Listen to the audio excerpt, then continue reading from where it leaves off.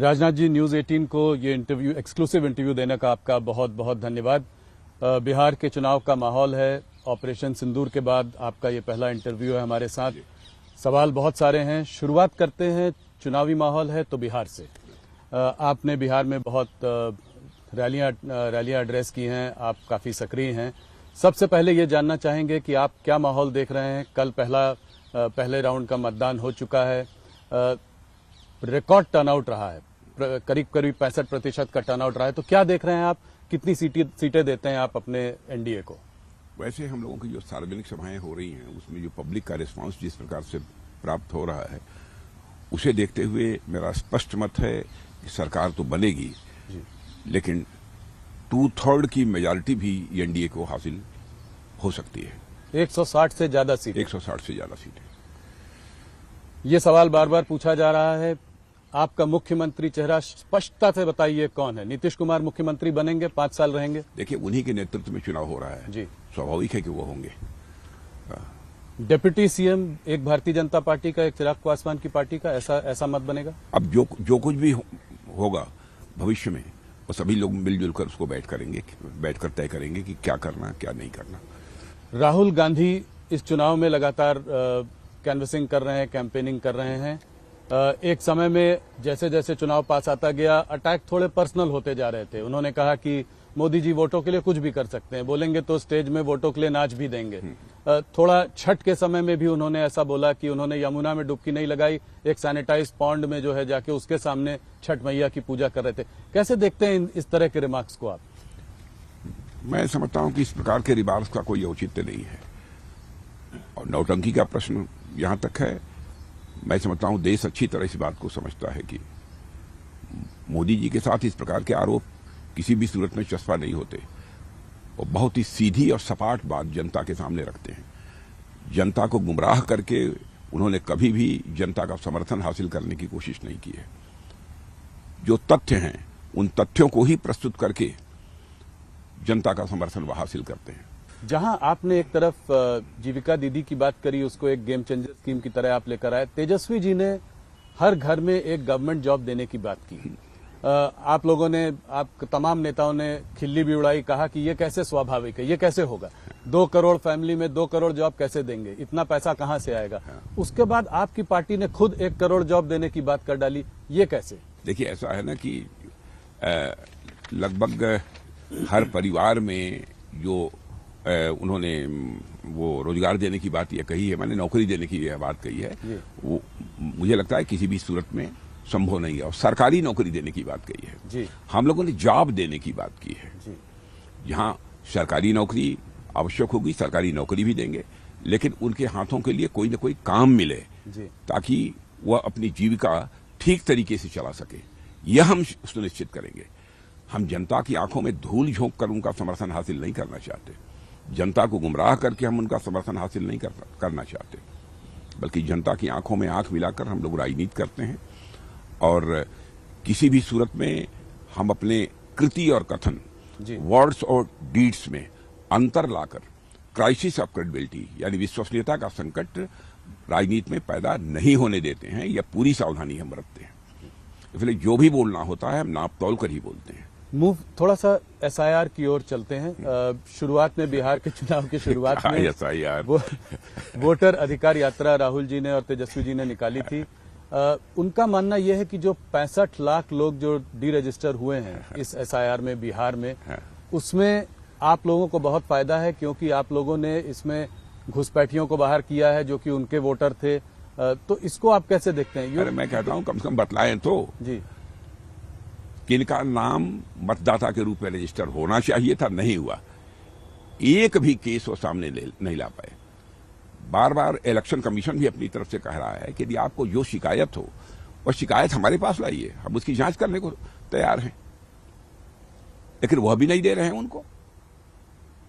केवल देश की जनता को गुमराह करने के लिए कभी खड़े हो जाते हैं बहुत बड़े ब्लैक बोर्ड के सामने और जो है प्रेजेंटेशन देकर लोगों को गुमराह करने की कोशिश करते हैं। भाई तथ्य लेकर जाइए ना इलेक्शन कमीशन के सामने, इलेक्शन कमीशन उसकी जांच करेगा। न करे तो बात समझ में आती है, लेकिन उसी एसआईआर को लेकर कभी हाइड्रोजन बम फोड़ने की बात करते हैं, कभी एटम बम फोड़ने की बात करते हैं, लेकिन एक सामान्य पटाखा भी नहीं फोड़ पाए। कह रहे हैं कि हरियाणा और महाराष्ट्र का चुनाव आपने चोरी कर लिया और कहना ये चाह रहे हैं कि बिहार का भी आप चुनाव चोरी करने जा रहे हैं, क्योंकि तो ये क्या, इसको कहीं ना कहीं क्या ये चिपकाने की कोशिश है कि ये डेमोक्रेटिक प्रोसेस को आप लोग उसका उल्लंघन कर रहे हैं, उसको बाईपास कर रहे हैं? देखिए, सच्चाई तो यह है कि बिहार के बारे में भी उन्होंने यही कहा था और उसी के लिए उन्होंने पदयात्रा भी निकाली थी जी। कि वहां पर चुनाव आयोग जो कार्रवाई कर रहा था, SIR का जो प्रोसेस चल रहा था, उसी पर उन्होंने क्वेश्चन मार्क लगाया था। अब वहां कुछ मिला नहीं, एक भी उदाहरण वो प्रस्तुत नहीं कर पाए। अब जो चुनाव हो गए हैं, अब उनकी चर्चा उन्होंने करनी प्रारंभ कर दी। लंबे समय तक जनता की आंखों में धूल झोंक कर राजनीति नहीं की जा सकती। बाकी और ऑपोजिशन पार्टी जैसे कि TMC, ममता बनर्जी हो या स्टालिन हो तमिलनाडु में, वो भी कह रहे हैं कि SIR हम अपने स्टेट में नहीं होने देंगे। हाँ, क्यों नहीं होने देंगे? वो कह रहे हैं कि जो है नहीं होनी चाहिए। लेजिटिमेट वोटर्स को आप लोग बाहर निकालना चाहते हैं, डेमोक्रेटिक प्रोसेस का उल्लंघन कर रहे हैं। कौन लेजिटिमेट वोटर? मैं उनसे यह पूछना चाहता हूं, क्या जो बाहर से आकर घुसपैठिए? तो आपका मानना है कि ज्यादातर जो यहाँ से जा रहे हैं वो घुसपैठिए हैं? इन 65 लाख बिहार में काफी ज्यादातर नहीं, उनमें से बहुत सारे लोगों की डेथ हो गई है जी, फिर भी मतदाता सूची में नाम था, वह बाहर हो रहे हैं। बहुत सारे ऐसे लोग हैं जो कि सदैव के लिए बाहर चले गए हैं रोजी रोटी कमाने के लिए, अथवा कुछ लोग ऐसे हैं जो दूसरे देशों में चले गए हैं, यहां नहीं रहते हैं, उनका नाम मतदाता सूची में नहीं होगा जी। एक और बहुत कंट्रोवर्शियल स्टेटमेंट जो राहुल गांधी ने अभी दिया है, वो उसमें आपने टिप्पणी भी की है, मैं जरा उसको ज्यादा स्पष्टता से समझना चाहता हूं। उन्होंने कहा है कि आर्म्ड फोर्सेस में भी सिर्फ 10% लोग आर्म्ड फोर्सेस को चला रहे हैं। क्यों बोला ऐसा? क्या नियत है? क्या इसके पीछे क्या कहना चाह रहे हैं राहुल गांधी, और आपका क्या जवाब है उनके लिए? देखिए, मैं कहना चाहूंगा कि जो कुछ भी वो बोलते हैं, इस देश में अनार्की पैदा करने की वो कोशिश करते हैं, क्योंकि इस बात को अच्छी तरह समझते हैं कि हम अपने एक्शन के माध्यम से, माने अपनी कृतियों के माध्यम से और अपने काम के माध्यम से हम जनता का विश्वास नहीं हासिल कर सकते, समर्थन हासिल नहीं कर सकते। इसलिए ऐसे ही बेबुनियाद और निराधार बातें जनता के सामने रखकर वह जनता को गुमराह करने की कोशिश करते हैं। लेकिन मैं मानता हूं स्वस्थ राजनीति वही है जो जनता को गुमराह करके अथवा जनता की आंखों में धूल झोंक कर न की जाए, बल्कि जनता को विश्वास में लेकर राजनीति की जाए। डोनाल्ड ट्रंप जी ने कहा है कि पाकिस्तान न्यूक्लियर टेस्ट कर रहा है। उन्होंने ये कहा है कि रशिया और चाइना जो आज कर रहे हैं, इसको देखते हुए, इसको नजर रखते हुए हो सकता है अमेरिका भी ऐसा कुछ करने का प्रयास करे, कुछ करना चाहता है, करे जी। भारत इसका क्या करेगा? क्या भारत भी कुछ न्यूक्लियर टेस्ट करेगा? ये सवाल है मेरा। भारत क्या करेगा ये तो भविष्य ही बतलाएगा, लेकिन जिसको जो करना है वह करे। हमें इस संबंध में कुछ नहीं कहना है, चाहे पाकिस्तान कर रहा है, चाहे अमेरिका कर रहा है, तो जिसको जो करना है कर रहा है। तो भारत यह मानकर चलिए कि भारत किसी भय के कारण अथवा किसी दबाव में कोई कदम नहीं उठाता है। जो भारत को भारत के इंटरेस्ट में उचित लगेगा वही कदम हम उठाएंगे, सही समय पे करेगा, सही समय पर सही कदम उठाएंगे जी। ऑपरेशन सिंदूर के बाद मैं आपसे पहली बार बात कर रहा हूं। मुझे याद है 2024 में आपने कहा था ये भारत वो भारत नहीं है, घर में घुस कर मारेगा। आपने इतने जोरों से बोला था कि पूरे इंटरनेशनल मीडिया ने भी उसको उठाया। ये सच साबित करके दिखा दिया जी। तो इसी पर मैं आ रहा था कि ये आपने सच साबित करके भी दिखाया ऑपरेशन इंदूर में। पर कुछ लोगों का मानना है कि बहुत जल्दी हाथ पीछे खींच लिए, इतनी जल्दी रुक क्यों गए? वो लोग चाहते थे कि थोड़ा और जोरों से पाकिस्तान को मैं सबक इसे सिखाया पूरी तरह से स्पष्ट कर देना चाहता हूं कि बराबर पाकिस्तान के DMO की तरफ से टेलीफोन आ रहे थे जी। उनके टेलीफोन आने के बाद तब यह हुआ। माने हम लोग युद्ध पिपासु नहीं हैं जी। कुछ लोग ऐसे होते हैं जो बराबर चाहते हैं कि युद्ध हो, कन्फ्रंटेशन हो। भारत ऐसा नहीं चाहता है कभी। यदि बार बार उनकी तरफ से आग्रह हो रहा है कि नहीं, अब इसे स्थगित किया जाना चाहिए, बंद किया जाना चाहिए, तो उसके बाद जाकर ये तय किया कि हमको जो करना था वो हमने कर लिया जी। अब उसके बाद इस युद्ध को आगे बढ़ाने का कोई औचित्य अब नहीं है। आवश्यकता पड़ेगी फिर करेंगे। ये आप लोग बार बार बोल रहे हैं, इसका क्या अभी भी लगता है कि कुछ ऐसी स्थिति बनी हुई है कि उसको दोबारा करना पड़ेगा ऑपरेशन सिंदूर को? अब यह तो भविष्य के गर्भ में छिपा हुआ है, क्या होगा कैसे होगा। लेकिन ऑपरेशन सिंदूर के बारे में स्पष्ट कर देना चाहता हूं कि ऑपरेशन सिंदूर हमारा समाप्त नहीं हुआ है, हाल फिलहाल ही स्थगित है। क्योंकि आपने और देखिए हम लोगों ने क्या सावधानी बरती। आतंकवादियों ने चोरी छुपे घुसकर भारत की सीमा के अंदर हमारे निर्दोष नागरिकों को मारा जी। हम लोगों ने टारगेट किया, जो टेररिस्ट सेंटर्स थे उन्हीं को टारगेट किया है पाकिस्तान में। आम जनता को हम लोगों ने नहीं मारा है। इतनी सावधानी बरतने वाले हमारी इस गवर्नमेंट के ऊपर भी कभी कभी लोग आरोप लगाते हैं कि ये मजहब के आधार पर भेदभाव करते हैं, जात के आधार पर भेदभाव करते हैं। अरे भारत तो एक ऐसा देश है जहां के ऋषियों और मनीषियों ने भारत की सीमा में रहने वाले लोगों को ही अपने परिवार का सदस्य नहीं माना है, बल्कि पूरे विश्व की धरा पर रहने वाले लोगों को अपने परिवार का सदस्य मानते हुए वसुधैव कुटुंबकम का संदेश सारे विश्व को दुनिया की किसी धरती से गया है तो केवल और केवल हमारे और आपके भारत देश की धरती से गया है। आपने ये बात बड़ी स्पष्टता से आज ही नहीं पहले भी कही है, आपकी सरकार ने भी कही है कि भारत और पाकिस्तान के बीच में और कोई नहीं था, सिर्फ उनके आग्रह से ये वॉर को रोका गया। किसी के दबाव में अथवा किसी के कहने पर ऑपरेशन सिंदूर स्थगित नहीं किया गया है। मैं दो टूक शब्दों में इसे स्पष्ट करना चाहता हूं। और आप ये जानते होंगे कि राजनीतिक जीवन में पूरा प्रिकॉशन लेता हूं कि कभी झूठ न बोला जाए। एक भी कोई घटना आप मेरे राजनीतिक जीवन की नहीं बतला सकते हैं। मैंने ठीक है बचपन में कुछ हुआ हो तो मैं नहीं कह सकता हूं, प्रारंभिक राजनीतिक जीवन में, लेकिन उसके बाद मैं सावधानी बरतता हूं। लेकिन मैं भी इंसान हूं, कभी कोई गलती हो सकती है, लेकिन इस संबंध में मैं पूरी तरह से आश्वस्त हूं। जो कुछ भी मैं कह रहा हूं सोच समझ कर कह रहा हूं। प्रेसिडेंट ट्रंप ने फिर भी अनेकों बार ये कहा है कि उन्होंने जो है बड़ा रोल इसमें प्ले किया है इसको बंद करवाने में, और क्योंकि हम नहीं माने उसका खामियाजा भी हमें भुगतना पड़ रहा है। हमारे ऊपर टैरिफ लगाया गया है, वीजा के तमाम रेस्ट्रिक्शंस आ रहे हैं। इसके बावजूद आपने अभी 10 ईयर का डिफेंस जो है पीट हेग्सेथ के संग 10 इयर्स डिफेंस पैक्ट किया, ऐसा क्यों? वो कह रहे हैं उसके बावजूद हमारे साथ समझौता किया ना जी। हाँ, इसका मतलब कि सारे इंडिकेशंस पॉजिटिव हैं जी। तो आप मानते हैं कि ये जो तनावपूर्ण की स्थिति जो बनी हुई है दोनों देशों के बीच अब पहले से बेहतर है? अब इसके बारे में विचार करना पड़ेगा, तनावपूर्ण है कि नहीं है, क्या है, इसके बारे में मैं नहीं बतला सकता। इसके बारे में तो ये जो लोग बोलते हैं वही बतला सकते हैं। राजन जी, इससे एक लार्जर बड़ा सवाल ये निकल कर आता है कि आज क्या एक समय में हम पाकिस्तान से लड़ते रहते थे, पाकिस्तान से हमारा प्रॉब्लम था, उसके बाद गलवान हुआ तो हमारा चाइना से भी थोड़ा तनावपूर्ण माहौल बना रहा, अब बांग्लादेश। तो क्या ये तीनों फ्रंट पर एक तरीके से अशांति का एक माहौल है, 3 फ्रंट हमारे लिए खुल गए, इसको हम कैसे डील करेंगे, इससे हम कैसे आगे निकलेंगे? अब जितनी भी समस्याएं आएंगी, जो भी चैलेंजेस हमारे सामने आएंगे, भारत की वो अपनी क्षमता है कि सारी चैलेंजेस को मीट आउट कर सकती है, सारी चुनौतियों का सामना कर सकती है, उसका समाधान निकाल सकती है। लेकिन हम लोग शांति में विश्वास करने वाले लोग हैं, हम अशांति नहीं चाहते हैं।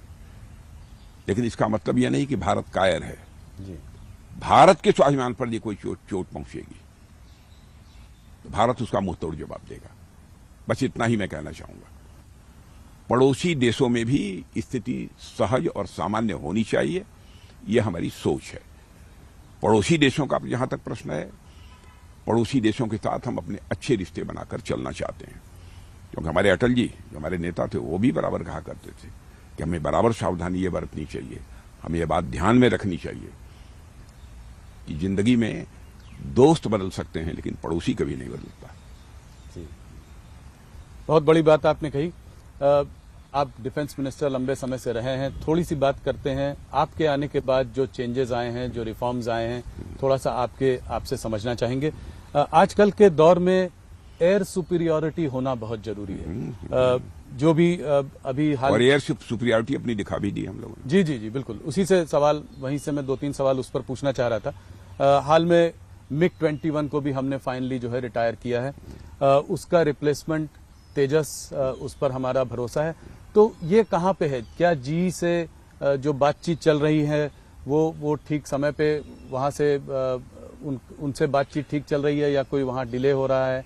कोई अल्टरनेटिव्स के बारे में हम सोच रहे हैं क्या? देखिए, जी का, सेफ्रॉन का, अन्य बहुत सारी ऐसी कंपनियां हैं जी।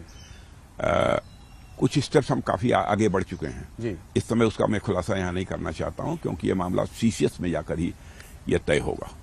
इसलिए मैं उस पर नहीं बोलना चाहता हूं। हमारी कंसेप्ट की क्लैरिटी है इस मामले में कहां जा रहा है, लेकिन यह मानकर चलिए कि विद इन ए ईयर वही स्थिति बनने जा रही है कि हम इन सब सारे फाइटर प्लेन्स के इंजन भी भारत में ही बनाएंगे, भारत की धरती पर बनाएंगे और भारतवासियों के हाथों से बनेंगे। ये बड़ा स्टेटमेंट है। तो ये भी करेंगे और बाहर से भी लेंगे। इसमें हाल फिलहाल तो हमको इंजन बाहर से लेने की आवश्यकता है जी। उसमें कोई अमेरिकी दबाव कि अमेरिका से ही लेना है? कोई दबाव नहीं। और वो भी जो बाहर से लेंगे उसमें हम अपनी शर्तों से कंप्रोमाइज नहीं करने वाले हैं जी। हाँ, हो सकता है ये भी, इस संभावना को नकारा नहीं जा सकता। बहुत प्रबल संभावना है कि हम कहें कि ठीक है हम आपसे इंजन लेंगे, लेकिन इंजन की मैन्युफैक्चरिंग आइए भारत में कीजिए। ये किससे और हमको टेक्नोलॉजी ट्रांसफर करिए। ये किसी से बात हो रही है, किसी कंपनी से? इसका मैं खुलासा करना नहीं चाहता है, लेकिन मैं जो बोल रहा हूं वो बेसलेस नहीं है। जी जी बिल्कुल, आधारहीन नहीं है, इतना आप तो स्वीकार कीजिए। नहीं बिल्कुल। हाँ, ये फ्रेंच कंपनी, लेकिन किस कंपनी से हमने किया है, क्या करेंगे, किन किन कंपनी से हम बात कर रहे हैं, उस संबंध में अभी मैं कुछ कह। फ्रेंच कंपनी साफरान के साथ मिलकर 5th जनरेशन फाइटर एयरक्राफ्ट के लिए इंजन बनाने की बात चल रही है।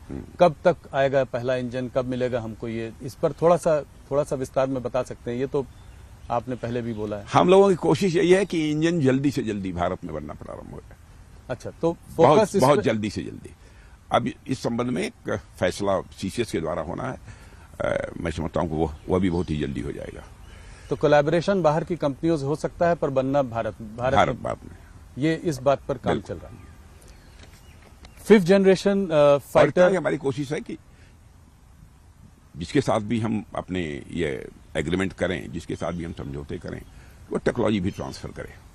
टेक्नोलॉजी ट्रांसफर भी हो। तो जो 5th generation fighter advance medium combat aircraft की बात हो रही है, एमका, उसका डिजाइन तैयार हो चुका है। वो बात कहां तक आगे बढ़ी है? प्रोग्रेस अच्छी है, संतोषजनक है। तो इस पे कुछ टाइमलाइंस वगैरह आप दे सकते हैं? कुछ जल्दी होना चाहिए। जल्दी। एक एक्सपर्ट्स कह रहे हैं इसमें 10 साल तक लग सकता है पूरी प्रतिक्रिया को होने में। तो कुछ ये ठीक है? थोड़ा समय लग सकता है, लेकिन अब वो 10 साल लगेगा, मुझे ऐसा नहीं लगता है। 10 साल से पहले होने की? उसके पहले भी हो सकता है। राजा जी, क्या थिएटराइजेशन यानी आर्मी, नेवी और एयरफोर्स की एक यूनिफाइड कमांड जिसकी की बात चल रही है, ये कब तक हो पाएगा? मैं इधर देख रहा था कि सीधे समय सीमा तो नहीं बताऊंगा इस समय, अब बताना संभव भी नहीं है जी। लेकिन प्रोग्रेस हमारी अच्छी है, थिएटराइजेशन के मामले में भी चल रही है।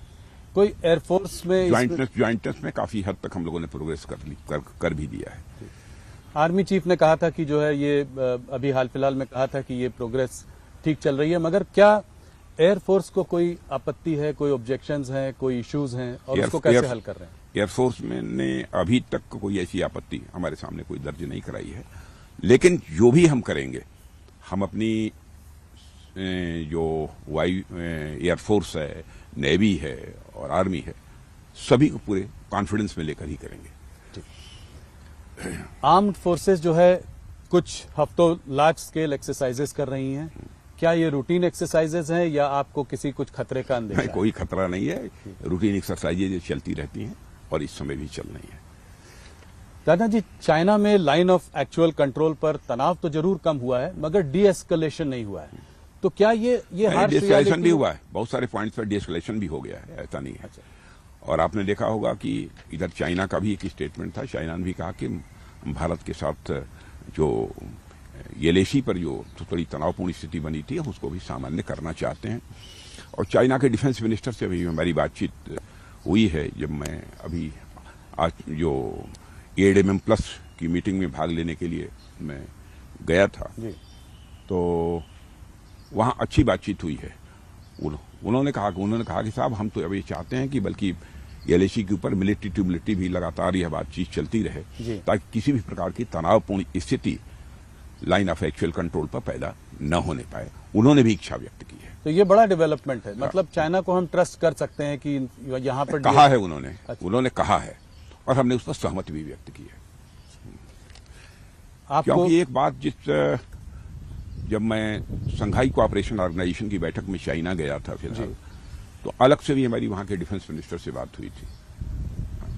तो मैंने दो टूक शब्दों में कहा था कि भारत और चीन के रिश्तों पर जमी हुई बर्फ ये पिघलनी चाहिए कि नहीं पिघलनी चाहिए, और ये बर्फ कब तक जमी रहेगी, अब इसके बारे में दो टूक फैसला होना चाहिए। और मैंने उनसे यह भी अनुरोध किया था कि मैं चाहूंगा कि हमारे एक्सलेंसी प्रेसिडेंट चाइना को भी इस मैसेज को कन्वे करें। और मुझे अच्छा लगा कि अभी हमारी भेंट पुनः जो वहां के चाइना के डिफेंस मिनिस्टर से हुई थी जी। उन्होंने कहा कि साहब हम लोग बातचीत करने को भी तैयार हैं, हर जगह कहीं पर भी यदि कोई डिफरेंस ऑफ ओपिनियन है बॉर्डर के ऊपर, और बातचीत से ही हम उसका समाधान निकालना चाहते हैं। ये चाइना के डिफेंस मिनिस्टर ने भी मुझसे कहा है। तो मतलब बातचीत से लग रहा है कि कॉन्क्रीट स्टेप्स आगे हो सकते हैं। होना चाहिए। जी। राजनाथ जी, आपने बहुत सारे हमारे सवालों का जवाब दिया, आपको मैं ऐसे नहीं जाने दे सकता हूं। मुझे एक उत्तर प्रदेश पर आपसे सवाल जरूर पूछना है। पूछिए।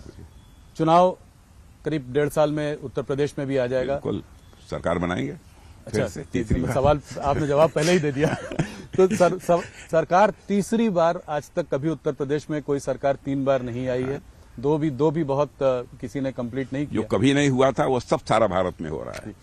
पर मेरा सवाल यह है कि लोकसभा में जो 2024 के जो चुनाव के रिजल्ट्स आए, जिसमें जिस तरह से यूपी में जो हुआ, उसको देखते हुए आपको लगता है कि तीसरी बार सरकार बनेगी, और किन मुद्दों पर यह चुनाव होगा? देखिए, वो पार्लियामेंट के चुनाव से उसको जोड़कर मत देखिए। कुछ ऐसी परिस्थितियां रही होंगी जिसके कारण वैसी स्थिति बनी, लेकिन सब मिला जुला कर उत्तर प्रदेश का माहौल बहुत ही अच्छा है। योगी आदित्यनाथ जी बहुत अच्छी तरह सरकार चला रहे हैं, और कानून और व्यवस्था के मोर्चे पर आपने देखा कितनी शानदार कामयाबी उत्तर प्रदेश में हासिल हुई है। नहीं, वो बहुत बड़ी, हाँ, बड़ी कामयाबी है। और आपने यह भी आप स्वीकार करेंगे कि विकास की पहली शर्त होती है चुस्त दुरुस्त कानून व्यवस्था।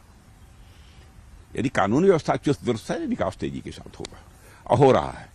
तो अगला चुनाव में मुद्दा, विकास का मुद्दा लेकर आप लोगों के बीच में जाएंगे? हाँ, विकास का मुद्दा तो हम बराबर हर चुनाव में लेकर जाते हैं। जहां हमारी गवर्नमेंट है, दोबारा जी हम तिबारा हम चुनाव ही लड़ते हैं, तो विकास का मुद्दा हमारा एक अहम मुद्दा होता है, क्योंकि चूंकि किया है जी, साफ लोगों को दिख रहा है,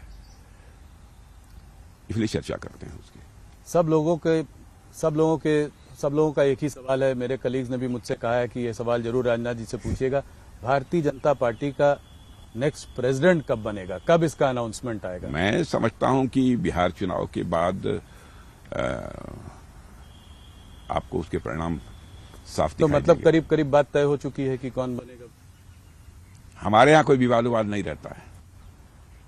हमारे यहाँ 4 लोग बैठते हैं, बस चीजें तय हो जाती इतना समय क्यों लगा? मोहन भागवत जी कह रहे थे कि अगर हमारे हाथ में होता तो हम तो कब का बना देते। तो ये समय क्यों लग रहा है? कुछ आरएसएस से खींचातानी चल रही है इस मामले में? नहीं, आरएसएस से खींचातानी क्या? आरएसएस हमारे राजनीतिक मामलों में कभी हस्तक्षेप नहीं करता। यह बात सच है कि हम राष्ट्रीय स्वयंसेवक संघ के स्वयंसेवक थे, हैं, रहेंगे। यह बात सच है, लेकिन हमारे राजनीतिक मामलों में संघ कभी बहुत हस्तक्षेप नहीं करता है, कभी नहीं करता। बात आरएसएस की छिड़ी है, तो आपसे पर्सनल लेवल पर एक सवाल पूछना चाहूंगा। आप आरएसएस बहुत छोटी उम्र में आपने ज्वाइन कर लिया था, थोड़ा उसके बारे में बताएं। कैसे उसके संपर्क में आए, किस उम्र में आपने वो किया, और कैसे आरएसएस ने आपके राजनीतिक जीवन को तराशा है और उसको एक डायरेक्शन दिया है? देखिए, मैं हाई स्कूल में पढ़ता था, तभी वहां के एक तहसील प्रचारक थे, उन्हीं के संपर्क में आने के बाद मैं हाई स्कूल मतलब बहुत छोटी उम्र में 10th क्लास में मैं पढ़ता था, तो 14-15 साल। तब से ही संघ की शाखा में जाना मैंने प्रारंभ किया। और जिस तरीके का वहां माहौल रहता है, जिस प्रकार का जीवन जीने की कला वहां सिखाई जाती है, और जिस प्रकार से देशभक्ति की भावना इनकलकेट कराई जाती है, चित्त में बैठाई जाती है, उन सब सारी चीजों ने हमको बहुत ही प्रभावित किया है। वहां की सादगी, वहां की सरलता, वहां के नेतृत्व का त्यागपूर्ण जीवन, इन सब सारी चीजों ने मुझे बहुत ही प्रभावित किया है। किन लोगों ने प्रेरित किया आपको? कुछ लोगों के नाम जिन्होंने आपको बहुत ऐसे लोग हैं। हमारे उस समय जो परम पूज्य सरसंघ चालक हुआ करते थे, उनसे लेकर और निचले स्तर पर भी मैंने देखा कि बहुत ही सादगी और सरलता का जीवन, और एक जीवन में जो एक हर मनुष्य की एक अपनी प्रतिबद्धता होनी चाहिए, वो प्रतिबद्धता भी जो राष्ट्र के प्रति, समाज के प्रति उन लोगों की देखी, उसने मुझे प्रभावित किया है। राणा जी, बहुत बहुत धन्यवाद आपका। आपने इतना समय दिया, हमारे सारे सवालों का जवाब दिया। देश भर में न्यूज 18 इंडिया के माध्यम से आपको देखा जा रहा है। न्यूज 18 बिहार का सबसे बड़ा चैनल है, 80% शेयर है हमारा, वहां आपको देखा जा रहा है। आपको चुनाव के लिए हार्दिक शुभकामनाएं। बहुत बहुत धन्यवाद। बहुत बहुत धन्यवाद।